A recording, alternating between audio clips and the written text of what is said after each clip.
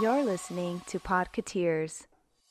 Welcome to episode 298 of Podketeers. This week we welcome back our pal Jason, host of the Glassblower's Companion and FGP Disney podcasts.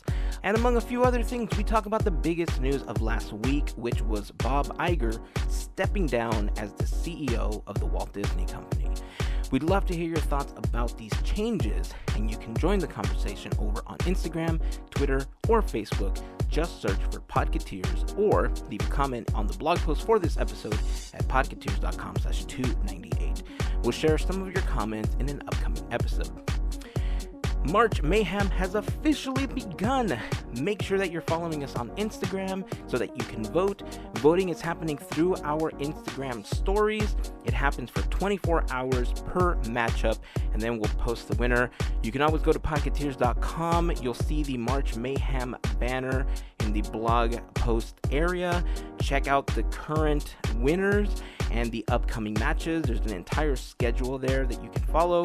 We're going to be updating that daily so that you know exactly who's winning, who's coming ahead, and hopefully it's maybe your pick. We're going to get this podcast going in just a minute, but before we do, we'd like to thank FreshBooks for their support in sponsoring this episode. FreshBooks is the easy-to-use invoicing software designed to help freelancers and small business owners like us get organized, save time invoicing, and get paid faster. To try FreshBooks free for 30 days, head over to gofreshbooks.com/podketeers. And if they ask, hey, how'd you hear about us? Make sure that you enter Podketeers. That's Podketeers. And of course, finally, before we get this going, we'd like to send a huge thank you to the FGP Squad. If you're new to the podcast, the FGP Squad is an awesome group of listeners just like you that help us out with a monthly contribution via Patreon. And it's that support that helped make these episodes happen.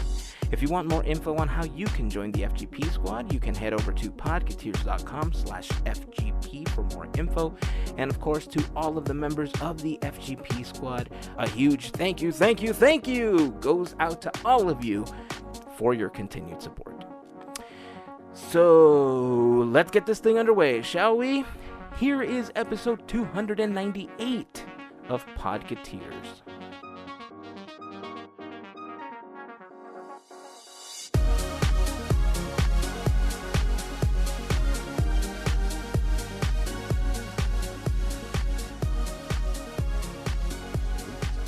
Need a clapper board here, just right, just hit it off. Dude, it's been such a long time since we've had you on. Like the last time you were on, you were an unmarried man. Yeah, totally. Yeah, Julie and I were we weren't just started talking, but we kind of were. And she was actually asking me that today, like how long it'd been. I was like, well, I think since Endgame came out, and we did the whole Marvel recap. Yeah, which was fantastic.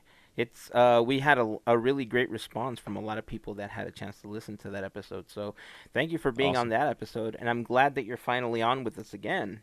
Yeah, same here. Yeah, I'm excited. I can do all kind of promotional stuff and take advantage of the platform. Yeah, that's awesome. So tell us, you yourself, you do the glass work. You've had your own podcast talking about glass art and stuff. What are you doing with your wife now? We've mentioned it in the past, but why don't you give us the elevator pitch for it now? Yeah, totally. So her and I created and came up with an idea to do a kind of an unadulterated, explicit Disney podcast where we can let the F-bombs fly and share our opinions about things out there in the world of Disney. But her and I are both big Disney nerds in general, so like I would say probably within a week of us talking, because we both did our podcasts, which was in the initial kind of connection that we had, besides me making Figment at Disney. She was like, hey, yeah, I've always wanted to have a podcast I can actually cuss on, because she does a Disney food podcast, and it's for all ages. And I was like, yeah, me too. I was like, we should call it FGP Disney. And she's like, I think that's a great idea. And I was just actually kind of kidding when I said it. And within like 30 minutes, she had a logo and graphic and everything already created. And it's been going good since. Yeah, she does, besides being a pastry chef, she also does graphic arts. And she was, literally is like the missing piece of my puzzle. It's super crazy. And just how things just all came together. Yeah, it's just, life is very strange. But we have a blast. Like, we both have a very similar personality, and through the podcast, we first had to record in separate areas, mostly from her calling me on the phone, like I'm doing with you guys right now. Except we're individually kind of behind the scenes. We're recording our own audio, so we have the best quality audio. And I told her that's what I wanted her to be able to do as well. So I kind of coached her on how to set up herself, even though she was already doing her own podcast, but how then to do the audio, give it to me. I can then mix everything down. And then it sounds like her and I are in the same room. So when we got a chance to actually record in person, it was very surreal for that first episode. But we also had to figure out, like, okay, how are we going to do this so that your mic isn't picking up me and my mic isn't picking up you? It was like a whole new dichotomy for us. And we have so much fun. It's just some of the stuff that we do. We share our Disney adventures and our journeys. I'm a big Disney historian nerd, so I should do a lot of history. She does all the food coverage. And then we've been slowly putting together some series, like which you guys actually inspired me to want to do, is focus on some very specific stuff within Disney. So with this new year, we're starting a new series on the basically the expansion of New Fantasyland at Magic Kingdom. Very cool. And we're going to do our first episode kind of covering the basics of how that came to be, and then breaking it down to each individual ride that it was either closed or replaced or what have you, and all the controversy that was behind it, like Mr. Toad's Wild Ride. Like, they had toad-ins, and people were protesting, and there was all this kind of things going on. There's a whole behind-the-scenes kind of story with 20,000 Leagues, which kind of will tie us into today's episode, talking about the Jungle Cruise thing. Yeah. Because I have some conspiracy theories of my own based on some of the stuff that I've read about how 20,000 Leagues eventually was closed for us. So, anyways, enough rambling. That's kind of what we're doing. So we have a lot of fun. We're trying to do it bi-weekly, but because of life, it doesn't always work out that way. And, Yeah. Oh, I totally know, is what man. it is. It's difficult for us to get together sometimes. Like, Gavin's been traveling excessively. He's been missing a lot of episodes, as his workload has grown and his responsibilities have grown at work. And so the times that he's available, we're not available, and so it just I hate to be the reason he's not on sometimes, but since I'm the one that edits the podcast, it's kind of crucial for me to listen and be a part of the conversation so that I know what the final edit's going to be like. Because totally. he and Mel have always offered, well, we'll record it. I was like, but then I don't know what I'm getting into, and it's going to take me longer.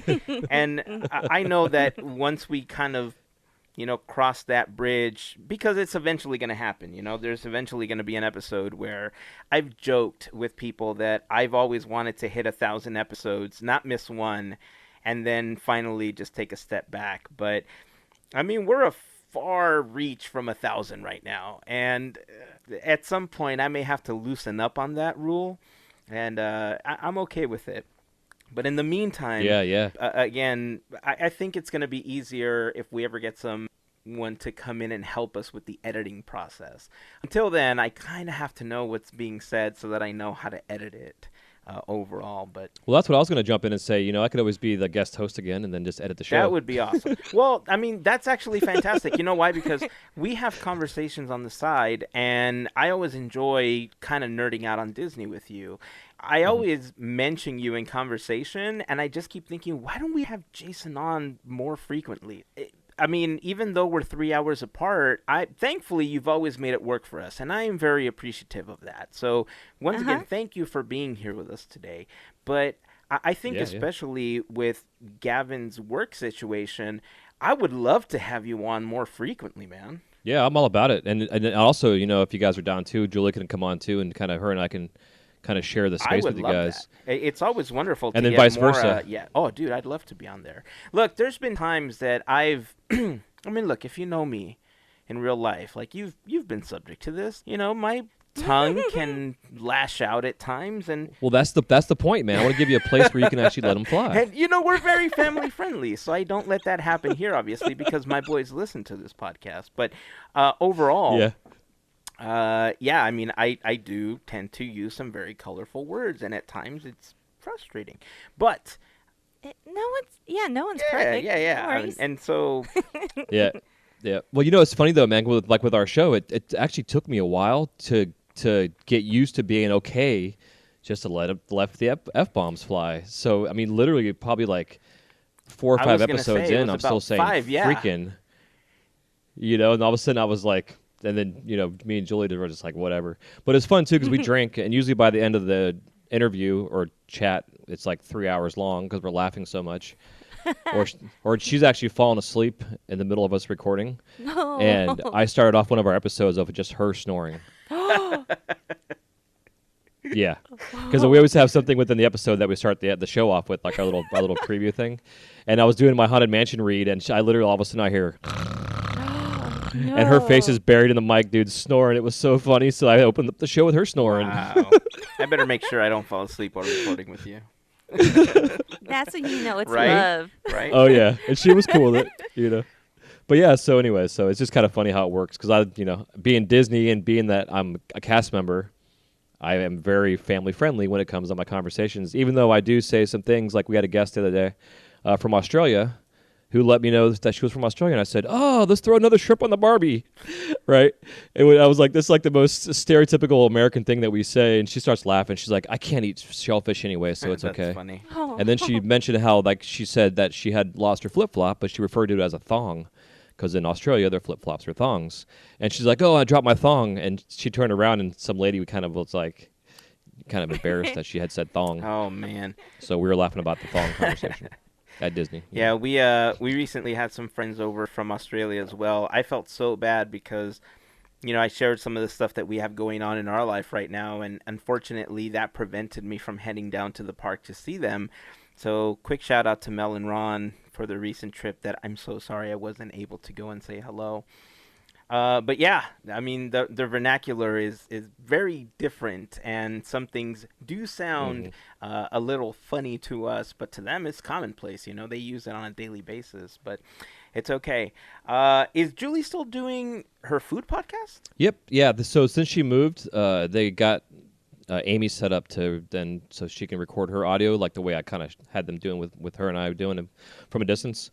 And then I actually gave them my old mixer that I had. Oh, cool. But unfortunately, about 5 years ago, when I first started my show, the dog I had at the time knocked a gigantic large glass of Sprite onto my mixer. No.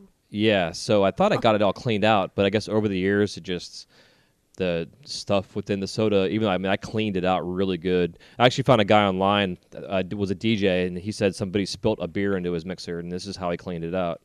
So just over the years, just the sugars and crap just ate it all up. So they tried recording 2 weeks ago, and the audio was garbage. Oh, no. So once she gets a new mixer, then they'll be back to doing their shows. But yeah, because there's a lot going on, especially with us. I know you guys have Food and Wine starting right now, and we have Flower and Garden around the corner. So, and again, like you're saying, the East Coast, West Coast things, man. There's, we have different things going on at different times, and I think it'd be fun to kind of cover all of the gamut of what's going on within the world of Disney with each other. Totally game. Yeah. Okay, so you alluded to it just a little while ago. Let's kind of jump into that because Jungle Cruise boats. Earlier this week, we got an alert that a Jungle Cruise boat was sinking. There was this huge panic, and, understandably so. If you're not familiar with the waters inside of the Jungle Cruise, some people may not know that they're only 2 or 3 feet deep. So there's not... Yeah. There isn't very far for that boat to go. But the video that I saw, people were trying to climb up, and I guess they thought the boat was going to completely sink.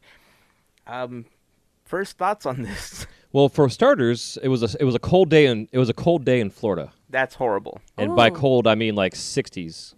Ooh. So knowing that, if I was on the boat and my feet were wet, I would not have been too happy because I'd have had to walk around all day with wet, cold feet. Ew, man. Yeah. So the only thing I saw that was just like, I'm starting to giggle, and I'm trying not to stop. I'm trying to stop, I should say. All the puns in the style of the attraction was coming out to play, and it's like, how can you just laugh? I mean, it stinks what happens, but oh my gosh, creative minds at work. Yeah, Twitter with the Diz Twitter was going nuts with like the 8th wonder of the world, the underside of water and all this other crap. It's just so funny.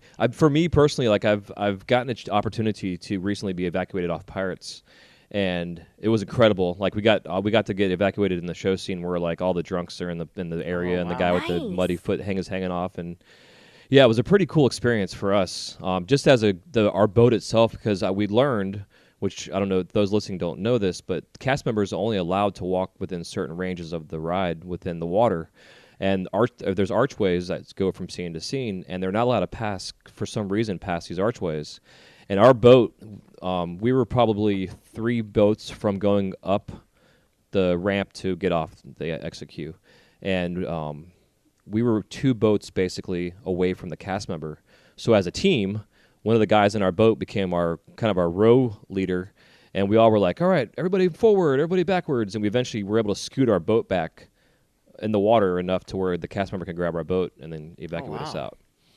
So that being said, I thought it would have been, so we got to go see all the scenes, and I mean, it was rad, but I think it'd be pretty fun to get evacuated off of the Jungle Cruise, just to be able to be on the stage and in the real environment of what is the Jungle Cruise, and to see what's all going on. I don't know. It would be scary with all those wild animals around me. That's what people were laughing about, too. Yeah, and those damn elephants. Yeah. They're all naked. Yeah, so, I mean, look, like I said, if you don't know that the water is a couple feet deep, obviously, yes, you're going to freak out, right? And so I think, first and foremost, really, it was up to the people there and the cast members to say, hey, don't worry, your feet might get wet, but it's only a couple feet deep. And like you said, as far as, the nuisance of having wet clothing and wet shoes, I don't know if Disney did anything for these people as far as providing them with, thongs or flip-flops, for the sake of walking around in footwear that was not wet. Or if they gave them big Mickey and Minnie slippers so they can walk around in those. I don't know. Right. But, yeah. I mean, it's a horrible experience to think that your boat is in the process of sinking and then realizing that a bunch of people caught it on camera and nothing happened. Yeah, I think the worst probably part of it is like, when you're at Disney and you're on vacation, your day is planned out from your fast passes to your restaurant reservations, like everything. And they were stuck on this thing for like an hour and a half or something like that, they were saying. So, an hour and a half into your day, that's a potential couple rides you're missing out on, or dinner reservations. And I know when we got stuck on Pirates, it was at the very end of the night, right before the transition going from the daytime to Mickey's the holiday Christmas party. So because of that, people were missing the events for the Christmas stuff too. And all the Disney really did for us, they gave us all a fast pass voucher and a bottle of water, and said don't take any pictures. And of course we took all kind of video and pictures of everything. Yeah, I understand the whole don't take pictures because they don't want them to ruin the magic, but I mean, if this is happening to you, of course you're going to want to take pictures. This doesn't happen every day. Those are behind the scenes photos that are generally reserved for Imagineers and certain cast members that work on the attraction that have to go clean things up after. So of course, you're going to be curious to take those photos and then to chronicle what's happening and share it with people later. Text message. Yeah, exactly. Right. So here's my conspiracy theory, which ties into what we were saying earlier when we first were chatting. So backing up to when 20,000 Leagues Under the Sea closed, initially it closed for refurbishment, which was going to be a short-time thing. Very similar to the People Mover / Rip Ride and Rockets, whatever you guys want to call that thing that you guys had there. That, it was closed for refurbishment and then just never reopens. Oh, Rocket Rides? Yeah, Rocket Rides. Yeah, thank you.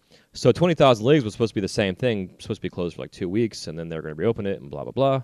Well, supposedly from what I was reading, within Disney, not only just the maintenance, but the cast members, it was constantly having to be updated and fixed, and things were it's an old ride. And the maintenance was really a high cost. And so from what I understand, whoever was in charge of the manager, quote-unquote, lead of that ride, and some of the cast members did their updates. The president at the time of Magic Kingdom was supposed to go on a joyride just to test this thing out to see how it worked. And supposedly, the rumor is that they actually sabotaged the one submarine that he went on. They brought a hose in there and they flooded the floor to make it look like it was actually leaking water. and all these things, and all this maintenance stuff that had to continuously be done. So when this guy came on the submarine, they didn't even go on the actual test run. He just came on this thing and saw the mess, and that was when he basically gave the go-ahead to keep the ride closed for good. And so that got me thinking with the Jungle Cruise and with this new movie coming out, and with the update of Pirates incorporating the new movie with Jack Sparrow and stuff. And just wouldn't it be something else if they were just doing this? Some people think it's a publicity stunt for the movie, but this ride is old. It's been around since the park opened up. There's been some basic updates, but not much. And the animatronics are old, everything else. So potentially maybe Disney's sabotaging themselves, quote unquote, to close this ride down, to update it to a modern version of it, to incorporate The Rock and whoever else that's going to be in this next movie series, Interesting Wait. theory. Didn't you call that out? I mean, a little bit. Heyzen? I mean, I joked about it. It was kind of a tongue-in-cheek comment that something would happen and that somehow we would end up incorporating The Rock into the Jungle Cruise. But, again, I don't know. It's a huge leap, right? But we've seen Disney do other stranger things, one of which we're going to be talking about momentarily. I mean, who knows? Maybe they are planning on adding The Rock to the Jungle Cruise, and he's going to take the place of Trader Sam somehow. I don't know. Right. I mean, I've gone by there, and I've smelled what Trader Sam is cooking, and I don't think I'm going to like it as much as whatever The Rock is cooking. So he's got all the people's eyebrows hanging on ropes and that's what I'm saying. He's going to teach all of the animals the people's eyebrow. And then it's just going to become the Jungle Cruise eyebrow. Who knows? Exactly. It's awesome. We just need to... We're going to have to wait this out and see. Yeah. I mean, if it closes down mysteriously, then we're going to know that something is obviously going on. Yeah, definitely. Right? Oh, side note, by the way. I saw this last weekend. As you know, here in California, the Haunted Mansion is currently down because they're removing the holiday overlay for Nightmare Before Christmas, and they're transitioning back to the regular mansion. And there was a lot of photos on Instagram and Twitter saying, this is unacceptable, Disney, because all of the metal scaffolding was up, but it wasn't covered up at the top, right? Mm-hmm. And people were just saying that was irresponsible, that it was horrible, that how dare they do this. And I thought, wait a second, weren't there 60-mile-per-hour winds that day? I'm pretty sure that just the same way that they take the umbrellas out or they close the umbrellas when it's super windy, that they would have the same measures for an attraction that has scaffolding that high so that it doesn't parachute and somehow knock something over. So I personally think that it was more of a safety precaution more than anything else. But, oh man, people were angry. Them silly Disney people. I swear. Everybody loves Disney and they hate it all at the same time. I swear sometimes it's just, I don't get it. That's just the way we are. We're spoiled. All you APs. That's just the way we are. All right. So before we jump into our main topic, I do want to remind you that we have officially started March Mayhem. We're actually recording this episode just before we start March Mayhem. So by the time you listen to this, we'll be a couple days into it already. So let's just ooh and ah at the first couple of matchups, shall we? Ooh, can't believe it went that way. Oh, wow. Ooh, ah. Obviously, we're going to talk about those matchups next week, but we shared a lot of predictions this last weekend, and it looks like the two front runners to win the entire thing are currently Snow White and The Little Mermaid. Jason, who do you think is going to take March Mayhem this year? Zootopia. I mean, is that like a legit answer, or are you giving me like your... I'm actually bringing up your all's Instagram real quick just so I can see it. Well, I don't know, man. So it's hard to say. I'm a huge fan of the old classics, the golden era. Peter Pan for me in the silver era is one that could go far. But the Snow Whites or the Pinocchios or the Fantasia potentially because it was a new type of thing. I don't know. I just recently saw Princess and the Frog finally, and I hate admitting that, but it's something I will admit. Hey, better I loved it. late than never. Fantastic movie. Yeah. I was blown away by the animation style of just the shadows and stuff. Just so cool. But Zootopia for sure is one of my favorite Disney movies. Moana is really good too, being in the newer style. Little Mermaid for sure in the Renaissance time, but I mean for me my all-time favorite Disney movie still to this day is Aladdin. Okay. So I'm gonna have to root for Aladdin just because now that I've actually seen the lineup here. Okay, fair enough. So I'm gonna root for Jafar. Right on.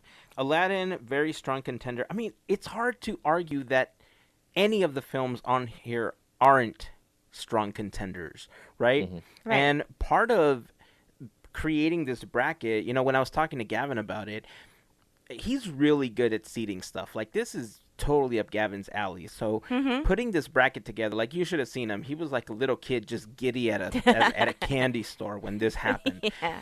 But, I mean, obviously, we're going to try to go with some of our favorites. I actually didn't go with one of my favorites. I actually predicted that I think Cinderella is going to take the whole thing, primarily because it's Cinderella's 70th anniversary. And one could argue that Gavin's choice could also win it because it's Pinocchio's 80th anniversary. But I think Cinderella just has the princess power behind that, IP that I think could actually bring this whole thing for the W. Melissa would argue that Sleeping Beauty has the same princess power behind her that, she could take the entire thing. But as far as I can see, the two top contenders so far, as far as listeners are concerned, are Snow White and The Little Mermaid. Which is weird. So looking at the brackets, and I've said, oh yeah, Cinderella's going to take it. I totally forgot about Fantasia. Mm-hmm.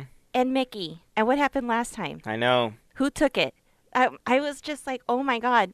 Fantasia ended up going all the way, not to the very end because I'm still Team Aurora. But yeah, it threw me off. And I'm like, yeah, taking back It's what tough. I said. Yeah. It really is because I'm even just kind of breaking it down right now, and like so I go between say Snow White and Pinocchio. It's like, well, Snow White's my favorite princess. I still stalk her at Epcot whenever I can. It's funny on Facebook.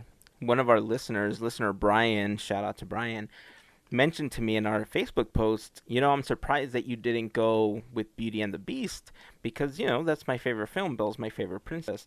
And when I was going through the bracket, I really thought about who do I think could actually win this? Like, I love Beauty and the Beast, but looking at the popularity of the different princesses and the different movies that are on here, I really do feel that Cinderella has a much higher percentage of possibly winning this thing. So if somebody said, you have to put money on this one, who do you think is going to win?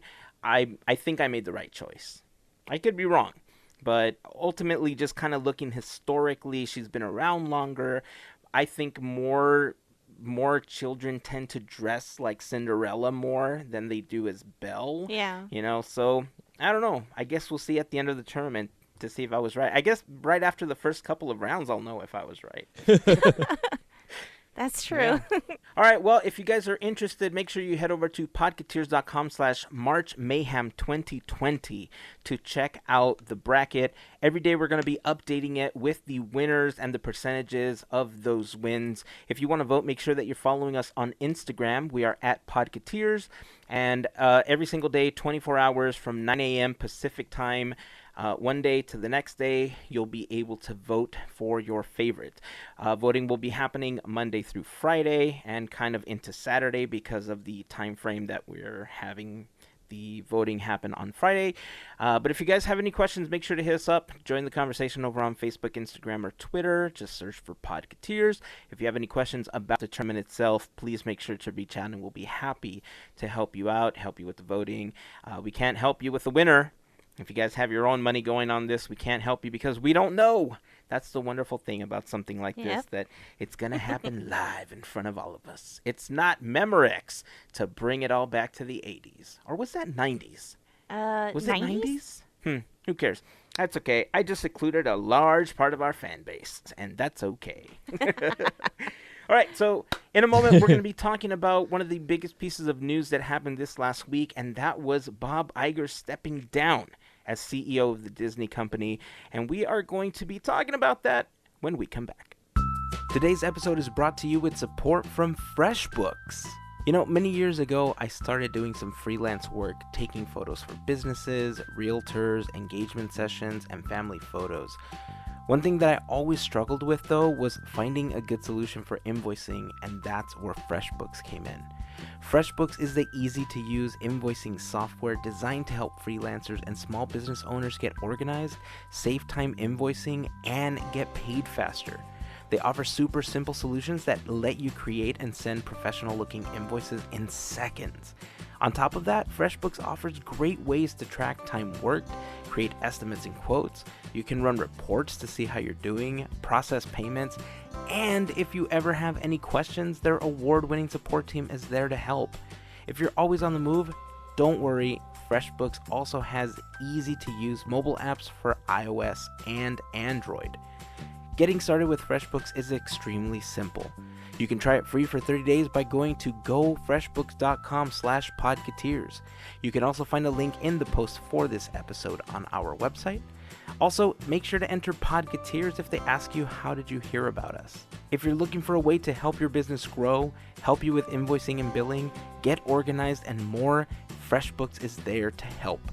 So give it a shot and check out some of the great features that FreshBooks has to offer. That link again is gofreshbooks.com/podketeers. It's time to get back to the show, but we'd like to thank FreshBooks for their support. Okay, so thank you very much to our sponsor. Again, this last week, Bob Iger made a huge announcement that apparently sent shockwaves through the internet and the entire Disney community as he decided to end his tenure as CEO of the Walt Disney Company. Bob Iger has been around for over 45 years as part of Disney and ABC.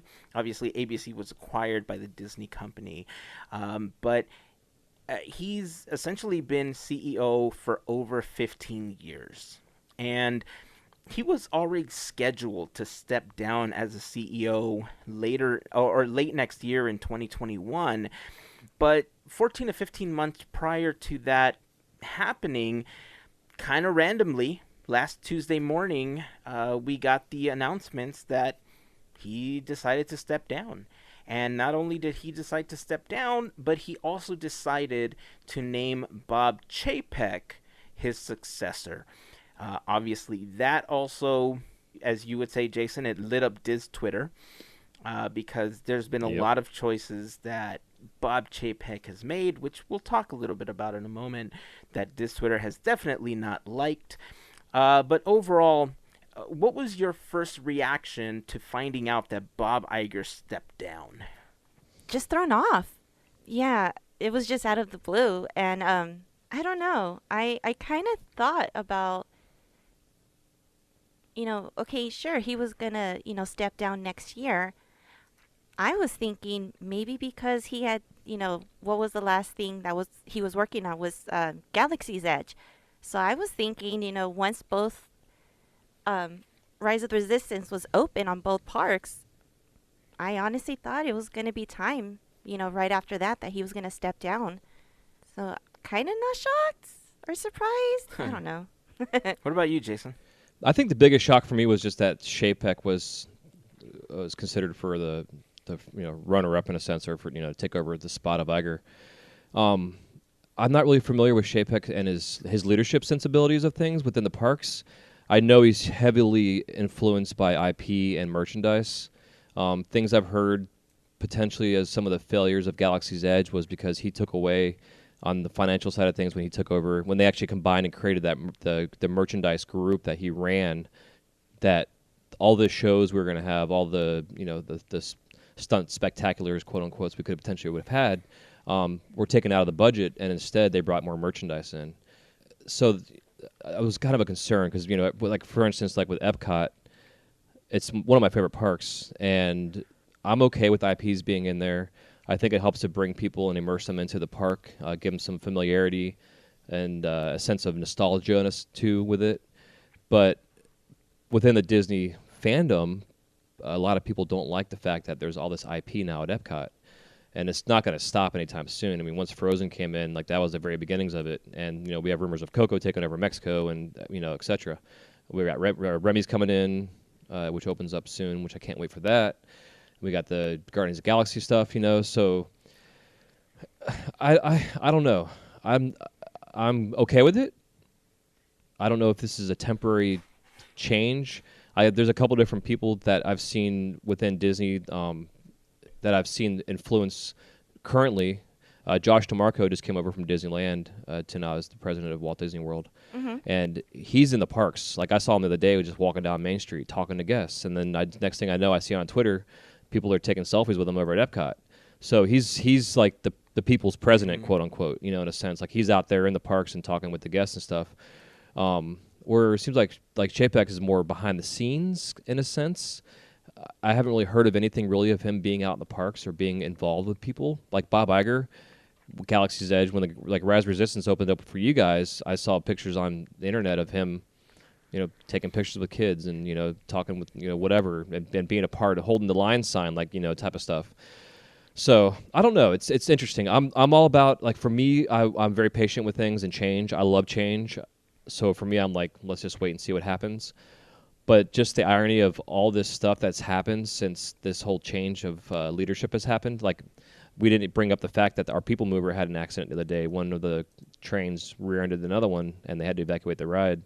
And that was on Friday, which was, I guess, maybe the same day or the day after the Jungle Cruise incident happened. And then there was a heavy police presence over at the Yacht Club Resort. I guess somebody had called in about some guy had a gun on him or something like that, which ended up being a false report or potentially something like that. There was never a follow-through from Disney's side of things.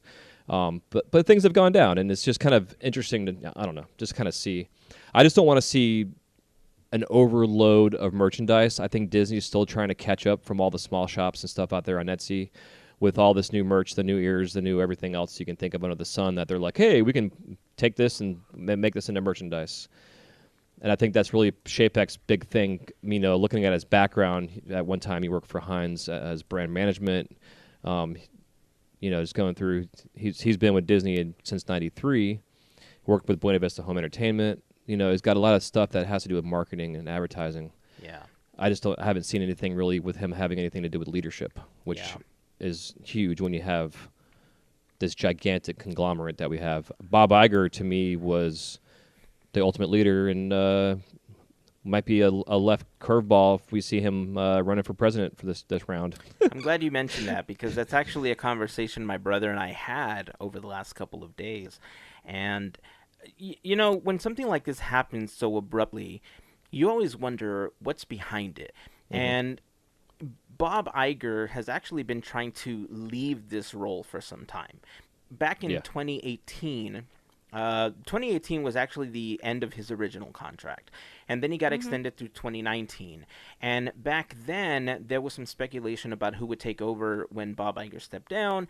And Tom Sags was the person that was really being groomed to take that spot. But when it became iffy if he was actually going to take over, he decided to leave his position, which kind of left Disney without an apparent CEO after Bob Iger was going to leave. So they extended his contract again through 2021. It was at that moment where several things could be happening, right? At this moment, somehow the board could have gotten together, and at the last call, they could have said, look, we have all these things going on. You just launched Disney Plus. We're in a position where we could actually make a dent in the streaming services. We need you to stay on again. And he said, nope, I'm out. And so maybe this was his way of saying, no, we need to pass on the reins. And it's funny because I always joke with people that when something like this happens, the easiest way to get over the pain is to rip the Band-Aid right off. Right? And maybe this was Bob Iger's way of ripping the Band-Aid off and telling the board, nope, I'm done. I've been done since 2018. So that could be it. My brother speculated that it could be because he's getting ready for a presidential run. Maybe he could be a write-in, but I think it's too late for that. It's difficult to say. But what's not difficult to say is what Bob Iger has obviously brought into the company, during his tenure. In 2006, he acquired Pixar for $7.4 billion. In 2009, he acquired Marvel for about $4 billion. 2012, he got Lucasfilm for $4 billion. And then last year, he basically changed the face of Hollywood by acquiring the film and TV assets from 21st Century Fox for $71 billion. When you look at the entire Disney portfolio, they're now the second largest entertainment company measured by market capital, only behind AT&T. That's how huge Disney is right now. So in the time that Bob Iger, I think I was listening to this, and you suggested a really good podcast that I had a chance to listen to, where Bob Iger was interviewed by Tim Ferriss. And I was listening to that, and I realized after Tim Ferriss stated it that Disney essentially grew 5 times its worth in the time that Bob Iger ran the company. That's an amazing thing for a CEO to do, especially when he wasn't the founder of the company, right? He's been the 6th CEO to run the company, so that's an amazing accomplishment in itself. So back to this whole Disney Plus thing, we became what are called cord cutters a couple of years ago. And we've been super happy with that. We don't subscribe to cable, don't subscribe to satellite. We do have internet, and then we just kind of subscribe to the different services that we want to use, like Disney Plus, Hulu, Netflix. Obviously, we get Amazon movies or Amazon because of our Amazon Prime subscription. That cord-cutting strategy, I think, is what a lot of these over-the-top content providers are really banking on as the future of television and media. And of course, with Disney Plus entering the spectrum, it's a new venture that Disney hasn't truly been familiar with. And one of the people that was leading that strategy, we'll talk about him in a moment, and why he's super important to everything that's happening. This strategy of direct-to-consumer, like TV and film, I think is really the future of how Disney's going to distribute all media going forward. And we're kind of seeing that now. Mm-hmm. Yeah. The person that or that many people thought was actually going to succeed Bob Iger is Kevin Mayer.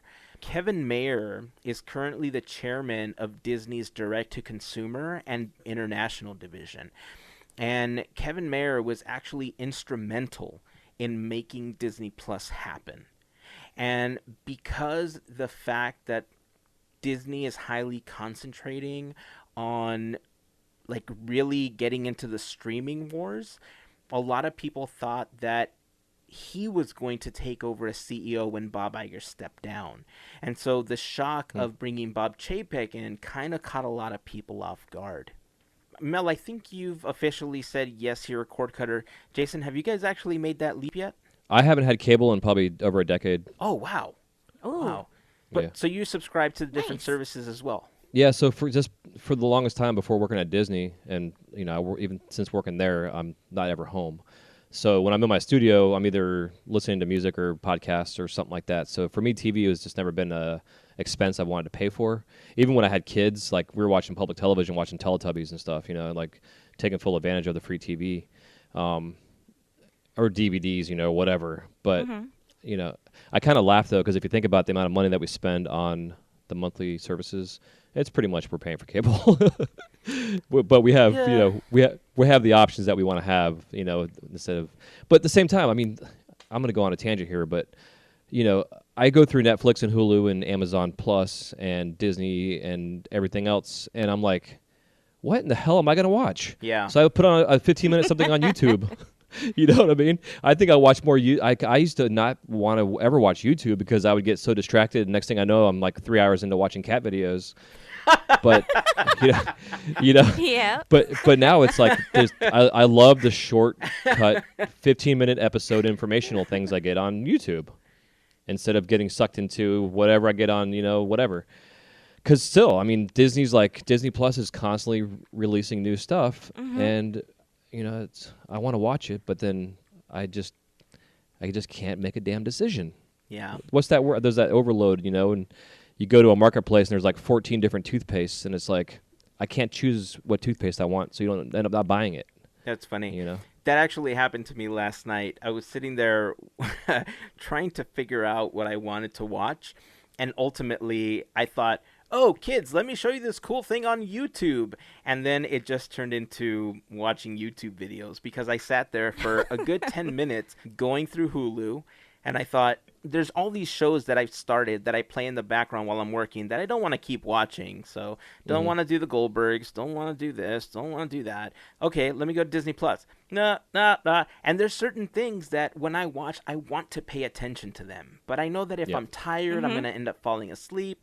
And like you said, I end up going back to YouTube. So yeah, I mean, there's tons of things that I'm subscribed to, and sometimes things that just randomly pop up. And I don't think I'm ever going to sit there and watch 10 minutes of cat videos because I'm not a cat person. I'm not a big fan of cats. But, I mean, there's tons of other stuff. I'm a big fan of Philip DeFranco. I'm a big fan of Good Mythical Morning.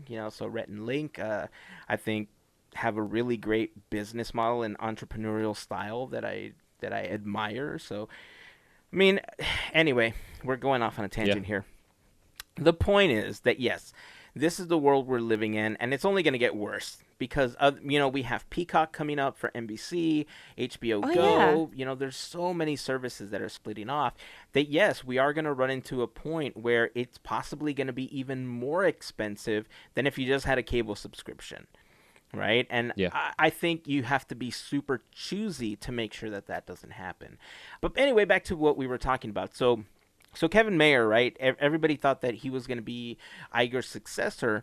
So again, it was pretty jarring for a lot of people to know that Bob Chapek was taking over. Bob Chapek has actually been around for about 27 years with the Disney Company. And like you were talking about earlier, Jason, he has worked with the distribution, that's kind of where he's most known for making the biggest impact, because are you guys familiar with a little something called the Disney Vault? That was Bob Chapek's baby. Okay. So if you've ever wondered where the concept of the Disney Vault came from, it was Chapek that came up with that. And so while he was dealing with the distribution for theatrical and, home entertainment, digital releases and all that stuff, he was a big part also in making sure that the distribution deals for like iTunes were in place properly so that everybody kind of benefited from it. So the reason that you were able to get those little iTunes codes inside of your DVDs and watch it, on your iPhone or iPod at the time, a lot of it has to do with Bob Chapek leading the herd with that. Obviously, a lot of us know Bob Chapek because of the D23 Expo, because the last thing that he was really doing before he became CEO was he was chairman of Disney Parks, Experiences, and Products. And, we've always seen him talking about some of the new things that are coming to the parks. He was there when Shanghai Disney opened. He was there, obviously, like you talked about, for the opening of Galaxy's Edge. He was a big part of the reason that the Tower of Terror here at California Adventure was changed over to Mission Breakout. And like you said, Jason, this is just going to keep happening. Disney is all about using their IPs to its fullest potential, and so this isn't something that's going to stop anytime soon. One parallel that I've seen, and I feel like this is going to be really where we should concentrate on seeing what happens with Bob Chapek over the next 5 years, is the parallel between Steve Jobs and Tim Cook. Because when Steve Jobs passed away, he kind of already had this vision for Apple over the course of like 5 to 8 years or something like that. And he left this roadmap for Tim Cook to follow. And so I feel that Bob Iger has, one, because of the growth of the Disney Company, he's kind of cemented that Disney is in a very, very strong place right now. And so he is essentially just providing Bob Chapek with a company that he has to make sure is well handled for the next 5 to 10 years. And that's when we're going to start to see some of the big changes that Bob Chapek will begin to implement. I like the way you put that. Honestly, I'm not too familiar with so much that's happening, so that gave me a good idea of what is happening. And yeah, I learned a little bit more. I know I wasn't talking much, but I got to learn just more about Chapek than I knew before this talk that we're having. Yeah. I think my biggest concern is, like, I understand what you're saying. Like, Disney is his vehicle, and now we have a new driver behind the wheel in a sense to help keep it on the road. But my concern right now is that there's so, like, at least with us right now on this side of the world, there's so many changes that are happening right now. I mean, like, Epcot is a park of walls right now. I mean, literally, like, Spaceship Earth shuts down May 25th, I think, or May 26th, for two and a half years of renovation. Right. The icon of this park, you know. Mm-hmm. So I'm really curious to see what these changes are happening, if potentially he's going to get in the way, where kind of the way, like the way people have talked about him getting in the way of Galaxy's Edge. But I don't know. It's like, you know, for me, again, I like to sit back and just like watch the cards unfold. You know, I look at some concepts of like you're talking about with the Guardians of the Galaxy being incorporated at the Tower of Terror. The Disney people, fans-wise, lost their minds because they're getting rid of the Tower of Terror. And then they lost their minds because they realized how amazing this update was. Again, it's either too hot or too cold. There's no, you know, Goldilocks zone for anybody in the Disney world. So it's just, again, people are going to complain, and then when things are good, everybody's going to cheer and be joyous and celebrate and wear their ears and have churros and spend $30 on a beer, you know, and not complain about it. I just kind of want to see what happens. I just, again, don't want him to get in the way and being like, okay, now I'm the big cheese. Let me sit back and tell Mickey what to do, in a sense. Well, you know, if there's any solace that I can give you as far as that concern, and I totally understand where you're coming from. I see things from the outsider's perspective because I love Disney, but I'm not a cast member. But because I see things from the outsider's perspective, I feel, first of all, Bob Iger isn't leaving, right? And that's, I think, one of the biggest things that's happening here, that he didn't just step down or he wasn't taken out of his position. He's actually just taking a step back from the day-to-day of running the Disney company, and he's basically going to serve as an executive chairman. Almost like a mentor sense. Exactly. That's the perfect way to say it. So technically, Bob Iger is still Bob Chapek's boss until the end of 2021, but when Bob Iger finally goes away. So if in this transition period something doesn't work out, the board can just say, hey, he's not our guy. You know, let's get somebody else in there. Yeah, and I think by you putting it that way, it makes me feel better in a sense, because it feels like right now Chapek has the training wheels on and he's wearing his helmet and he's learning how to pedal this bike properly and how to steer it and control it with the guidance of Iger, so that with the one day where the training wheels can come off and he can, you know, be free to ride his bike on his own, he'll have the tools that he can put in front of him, unless, you know, Iger's going to hold his hand and slap him and say, no, you can't have this, you know, blah, blah, blah. And then in 2021, they bring somebody else up to be the CEO. Yeah. I mean, we've seen companies do that before. Who knows? I feel that as long as Bob Chapek is perceptive to how Bob Iger has overseen the day-to-day of the Disney company, I think he's going to do fine. You know, I think, like you said, I think a lot of people are scared of the transition because of the fact that they know him as the guy that cut this, the guy that cut that. But I hate to break it to everybody, but have you ever stopped to think that a lot of those initiatives came from Bob Iger, and Bob Chapek was just executing what Bob Iger wanted to ensure that there was money to funnel for this and for this and for that? And it's interesting that you bring that up, because I've been like just digging through the interwebs trying to find like the rumors out there of why Iger stepped down so abruptly. And one thing I found was that recently at one of the boards, and this is again a rumor coming from another rumor mill within Disney. A Disney executive, I guess, you know, said something about this out there. But I guess they had a meeting where they were trying to move forward with Avatar, because it's taken James Cameron forever to get these movies done. And with our Avatar Land, the way it's been so successful, they want to expand this. They have an expansion pad already set up for it.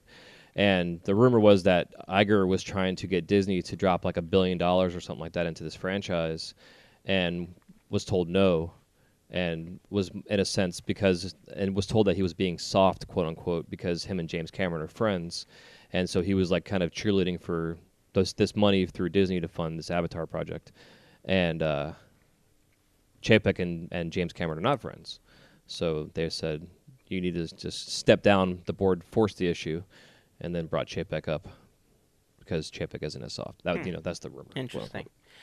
Yeah, it's funny. Whenever I happen to run into rumors like that, I always wonder, what the validity is. Obviously, rumors, until somebody confirms them or there's hard evidence, it sounds plausible. I'm not going to say that obviously that's the reason why he stepped down, but I mean, yeah, it's an interesting theory. Yeah, that's what I said too. I don't know. I just feel like there's like we said, there's so much that could be in play here as to why the actual transition happened. But with him wanting to step down 3 other times, it could have been something totally different. Like it could have been the complete inverse, and they were saying, hey, look, we want you to lead these other expansions going forward, and knowing how much an expansion takes or how long and what goes into it, maybe he knew that if he took these projects on, that he wasn't going to be able to step down in 2021, and he didn't want to do that. With overseeing everything that's going to be happening at Disneyland, now with the opening of Avengers Campus, all the changes that are happening at Epcot for its anniversary that's coming up, maybe that's where he wants to end it. He wants to leave his legacy and leave out on top, versus having to get into something and then having to leave in the middle of it, or having to stay on for another 5 or 6 years to see it all the way through. He's getting up there. I mean, he's in his 60s, right? Like early 60s, I think. Yeah, I believe so. Yeah. Yeah. So, I mean, after 47 years at a company, I mean, dude deserves a break. Yeah. Right? And I agree. I like being playing devil's advocate in a sense at times with things, because I personally feel, my opinion wise and how I feel in my heart, is that what's happening is a good thing. Like you're saying, he's on top. The balls are already rolling. Now he can step back and with some guidance help Chapek step into this next evolution of what's going to become Disney. We got the 50th anniversary. We got all this, the 40th for Epcot. There's a lot going on. And, we have potential expansions in Hollywood studios happening, and there's rumors of a 5th park opening up one day here because Disney's bought all this new land and blah, blah, blah. So, I mean, we've got the gondola system, the Skyliner right now, that's incredible, even though we've had some issues with it, when it first opened and things have happened. And, there's a lot of positives that have happened here in the infrastructure sense as well. And I think we're in a good place. Yeah. Really. I think what the saving grace that Chapek could do for himself is to figure out a way to get Rise of Resistance to be more efficient in a sense with the boarding passes, so that people that are spending $10,000 for a week at Disney can actually get a chance to go on and experience this attraction, instead of flipping a coin and hoping that they can wish get for a the boarding best. pass. Yeah. Mm-hmm. I don't think we've had official word on this yet, but I almost feel like boarding pass is just it's a temporary thing. I don't feel like it's going to last because, like you said, that's the biggest problem with it. One of the biggest things that scares me about going to the park, just for the opportunity to open the app and possibly get a boarding pass for Rise, I don't want to drive 45 miles out to be told no. Or to not get a boarding pass. Yes, I understand I'm at Disneyland and I can, enjoy the rest of my day and just hang out. I love to people watch, but, with my current situation, with all the things that I'm building out outside of the podcast and all the things I'm working on, I don't have the time. I hate to say it like that, but I want to make sure that all of this other stuff gets done before I can go back to enjoying the park the way that I like to enjoy the park. And that's kind of where I am right now. You know, I'm making a lot of changes. Personally, I'm making a lot of changes that are going to benefit my wife and my boys, you know, in the future. And, Mm-hmm. you know, I've said it before, I love Disney, but my family comes first.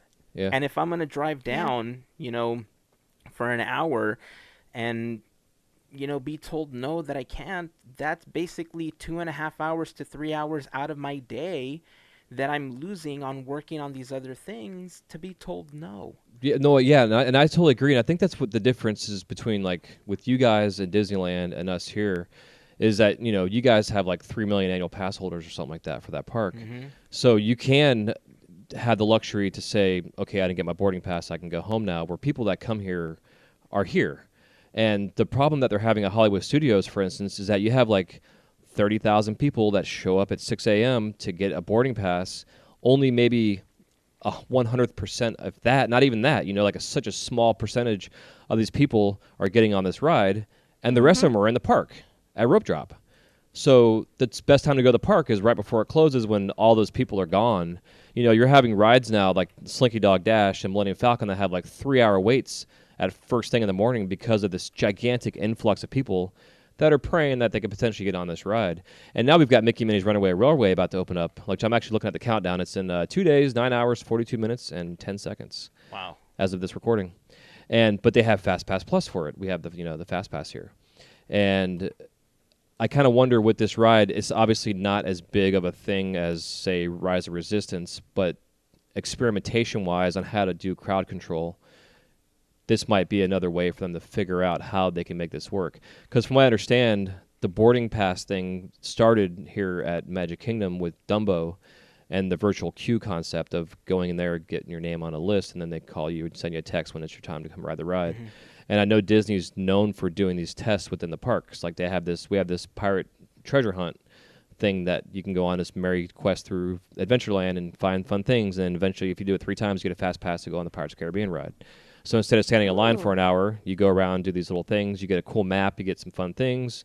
You might get wet. You might get startled from a thing popping up. But it was Disney's way of testing other ways of having a fast pass. And they had talked about with Galaxy's Edge, with all these things that they can do on the app, of that being a way that you go around and you do all these things on your app and unlock locks and turn off the cameras and blah, blah, blah. And then eventually you can win or afford of somehow getting a fast pass to go on to Smuggler's Run or Rise of Resistance of something of that nature, you know. And I know that they're doing the same thing with the new hotel opening up with us too. When you stay at the hotel, it begins your adventure, and then you come into the park and you continue your adventure in the park. So I'm going to be curious to see if they start to incorporate some ideas, because like you're saying, I don't think this boarding thing is going to last forever. I might wait in line for 2.5 hours for Rise of Resistance if I have to. Why not? The queue looks amazing. They say the ride starts in the queue. Yeah. And that's the thing, right? I think as park goers, and it's not Disney necessarily, it doesn't matter what theme park you go to, part of the experience is standing in a line for some undetermined amount of time. And things like Fast Pass or Max Pass have obviously, or at Magic Kingdom, having like a Magic Band where you can just, you know, pre-schedule your day and just being able to go on the attraction whenever you've pre-scheduled it, things like that have obviously made the experience a lot better over time. But something like the boarding pass is very restrictive, because if you're a family that's coming, you know, from, let's say, Australia, obviously, if you're not there at rope drop and don't know about the whole boarding pass scenario, you may not ever get on this. And if that was the only thing you were coming to ride, you're going to be super upset that you weren't on that attraction, right? So I really do think that in its current iteration, that the boarding pass won't last. I think they're going to have to modify it in such a way where they're going to need to have a split queue, where a certain amount of people will be able to get a boarding pass, and it's guaranteed, just like a Mass Pass or Fast Pass. And then they're going to have a standby line, and the people in standby are going to be told, look, you may not get on. You're risking not getting on because you didn't get this boarding pass. But there are, I mean, the way that it's currently set up, if somebody doesn't answer their boarding pass in a specific amount of time, I think it's like 2 hours, obviously they boot everybody up to a closer boarding pass time. And if that's the case, why not just allow somebody that's in the standby line to go through? Yeah. So Do you know what the capacity right now for your version is? Like, is it like 80% capacity? Like, is there many talking about that? I don't know yet. I haven't researched that enough right now, but because I know ours is around 70% and it's still running. Yeah, I don't know what it's at right now, but I don't think it's over 80%. If I have to speculate, I don't think it's over 80% right now. Yeah, because I guess there's like 3 sets of tracks or something like that within the ride, and only 2 right now, I think, from what I've heard, are running here. So once they figure it out, because I know like you guys got delayed because of some technical issues within the foundation of the floor that they learned here, so they had to go back to yours and like rip up the floors and redo laying wires and all kind of crap. So it's a whole new thing. Like with Hagrid's, like when that opened up, they had 6-hour waits for weeks, and then the ride wouldn't even open sometimes until 2 in the afternoon. So it's just interesting how this whole thing works. You have these new rides, new technology. And by the way, Hagrid's is incredible. Is it? I got to ride it about 2 months ago. Yeah, that's awesome. We got to ride it at night too, and it's phenomenal. Yeah, for a cool roller coaster, it's rad. But anyways, so yeah, I'm just really curious to really see. I think with Bob Chapek, he seems like he's more on the edge of technology and evolving as things evolve. Not a sit back and wait for things to happen and follow the lead. Disney's always been take the lead and have other follow. They maybe were a little bit more conservative in the last 10 years or so, except then you get into like Disney Plus and stuff, which is a new thing for us. But I think really if Chapek can continue doing what he's been doing with inventing or even evolving and changing things or trying new things, and if they don't work, pivot when you need to pivot. It's going to work. Yeah. And I think this rise of resistance conversation we're having is a good example of. It's not just us talking about this. It's the thousands and thousands of people out there that have either experienced the ride or were turned away and didn't get to experience the ride that are having this conversation. Like, what can Disney do to make this a better experience? Right. And that's really what I think is going to be concentrated on by everyone. The last 15 years have obviously seen Disney become this juggernaut in the media industry. And the biggest reason for that is because Bob Iger has always been a risk taker. That's how he's led the company, and I don't think that Bob Chapek is that type of person. Obviously, I could be wrong. I don't know about his leadership. I can only speak to the stuff that I know about him and the things that he's done with the Disney Company. But the things that he's done have always come down as something from Iger for him to do, right? And because of that, because of, like I said, this roadmap that, over the next 14 months, we're going to see Bob Iger essentially lead Bob Chapek through becoming the CEO of the Disney Company. And after that, there's going to be a lot of plans in place where he's basically just going to have to see them through before we begin to see some of the biggest changes that are going to be coming from Chapek himself. And as far as this new media venture that Disney has jumped into in the world of Disney Plus, as long as Kevin Mayer doesn't leave, they're going to be just fine. Because Kevin Mayer knows what he's doing. Like, he's been doing this for a while. He's going to be able to lead and take the foundation of Disney Plus and just grow that. So I think you're right, though. I think what we will see is just an influx of IPs coming into more of the parks, potentially that other park that could be opening up at Walt Disney World. But I don't think we're going to see these groundbreaking changes in the next decade from Disney, because I think they've already kind of built what they need to build. If anything earth-shattering happens, it's going to be something like The Simpsons are walking around Epcot, and all of a sudden these different IPs that people weren't used to seeing inside of Disney parks are going to begin doing so. And I think part of how the Disney Company has begun that transition is obviously with Pixar, which was the obvious choice. Now with Avengers, hopping in and seeing some of the Avengers and Guardians of the Galaxy characters. But one of the biggest changes we could see in the next decade is obviously those Fox properties walking around inside of the parks. Yeah, if Chapek can somehow figure out how to null and void these contracts that they've had with Universal Studios, the east of the Mississippi contracts, then that'll happen here. Absolutely. Potentially. There's lots of rumors behind the scenes of sunsetting the deals and them letting us go because we let them buy the Sky thingy over there in the Europe's version of Netflix. Some things that were going on behind the scenes.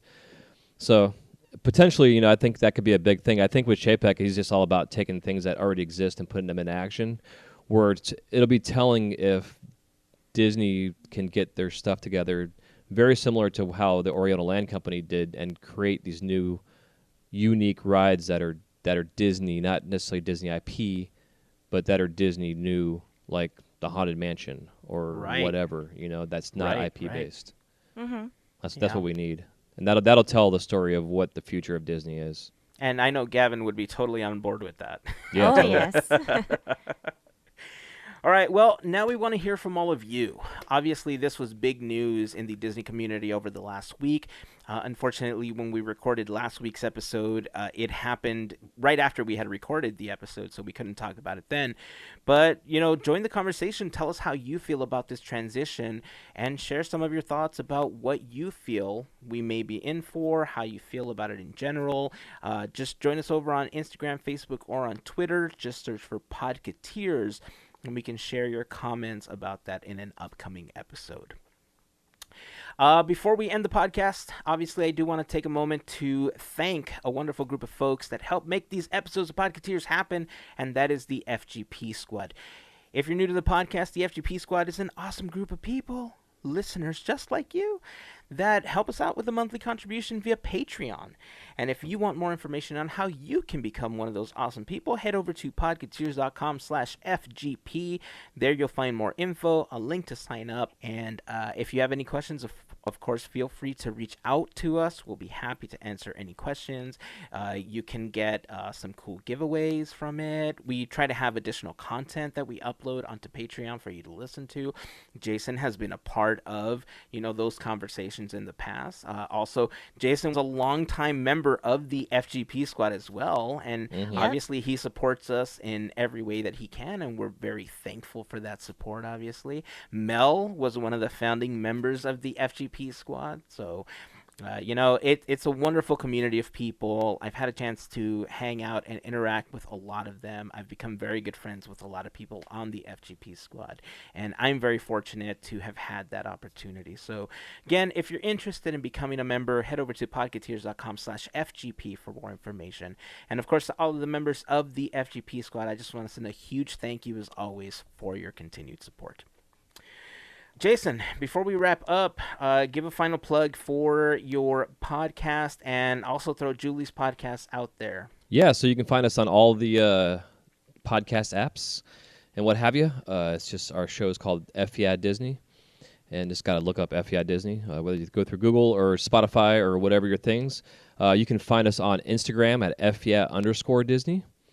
And what else? Just recently uploaded. I have my umbrella company that's called Wise Guy Media that hosts and produces my personal podcast, which is now called Glassblower's Companion. I've recently changed the name within the last year. But you can go to wiseguymedia.com/FGP Disney. And other than that, we have a lot of fun. Again, we have segmented the show. We do Disney history that we do at This Day in Disney segment. We cover the food, the happenings, the news, and just have a lot of fun. And you can hear us start the show off sober and sometimes end the show with a sloshy sound to our voice. Which is always fun. Yes.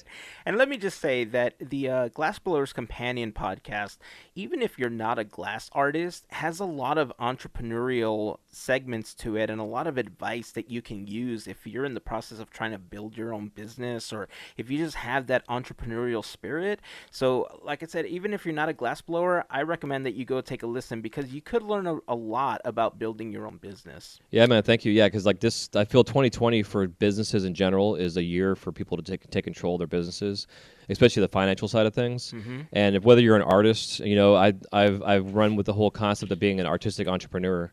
And as artists, we have minimal overhead, so it's really easy to do your books and to keep things in track. So I do a series called The Wise Guy Minute, and they're 15-minute episodes roughly.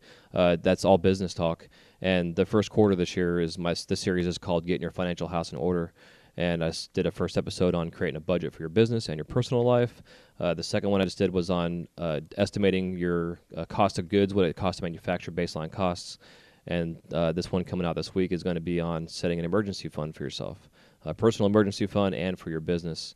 Because as a glassblower, I know a lot of glassblowers that are they skateboard, which gives me a ton of anxiety watching these guys skate, because their livelihood's in their hands and they fall and break an arm or something like that. Then what do you do if you don't have an emergency fund put aside? Yeah. So I definitely am looking out for that. But I'm also this year really focusing on practicing what I preach as well, because it's easier to preach all day and then not follow your own advice. So this is the year that I'm actually following my own advice. Right on. Nice. That's always good to hear. Giving advice in practice, I think, is one of the best ways to do it. Yeah, absolutely. So lead by example. Exactly. Mm-hmm. And of course, if you're looking for a great way to do your books, look no further than the sponsor of this episode. Make sure to go to gofreshbooks.com/podketeers, and thank you to the sponsor of this episode.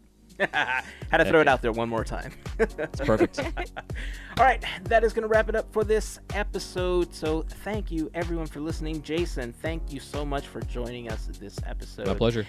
Until next time, keep dreaming, keep moving forward, and always remember to pass on the magic. Have a great week, everyone. Happy 25th, Indy. Don't go on the Jungle Cruise.